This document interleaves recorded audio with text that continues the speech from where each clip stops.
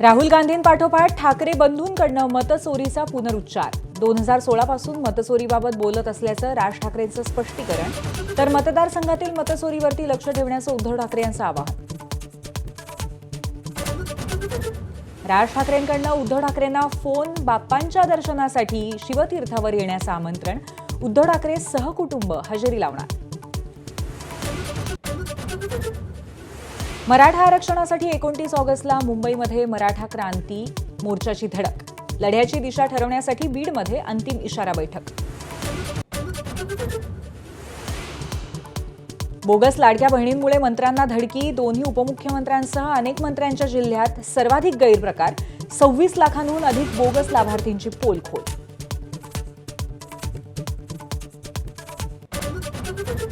उपमुख्यमंत्री अजित पवारांच्या पुणे जिल्ह्यात सर्वाधिक बोगस लाडक्या बहिणी. मग योजना बंद करू का? माझाच्या रोकटोक सवालामुळे अजित पवारांची चिडचिड.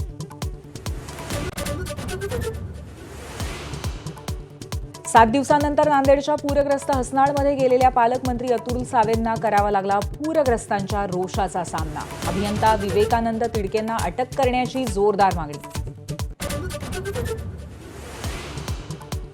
प्रभादेवीच्या एसआरए इमारतीमध्ये आयकर विभागाचं मोठं सर्च ऑपरेशन. वकील निलेश हळदणकरच्या घरी आयकरच्या अधिकाऱ्यांचा 6 दिवस मुक्काम. मोठं कबाड हाती.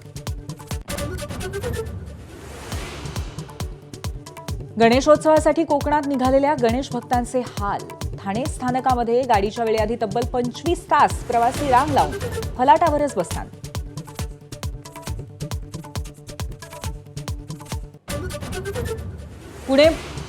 पुणे मुंबईसह राज्यभरामध्ये बाप्पाच्या आगमनाची लगबग. बाजारपेठांमध्ये नवं चैतन्य आणि खरेदीसाठी भाविकांची खूप गर्दी.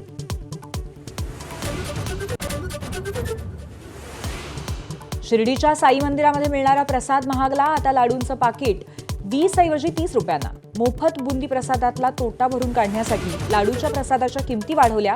साई भक्तांमध्ये नाराजी. भारताचा सलामीवीर चेतेश्वर पुजाराकडनं निवृत्ती जाहीर. स्थानिक स्पर्धात चांगली कामगिरी होऊनही पुजाराला स्थान नाही. अखेर क्रिकेटच्या सर्व प्रकारांना अलविदा.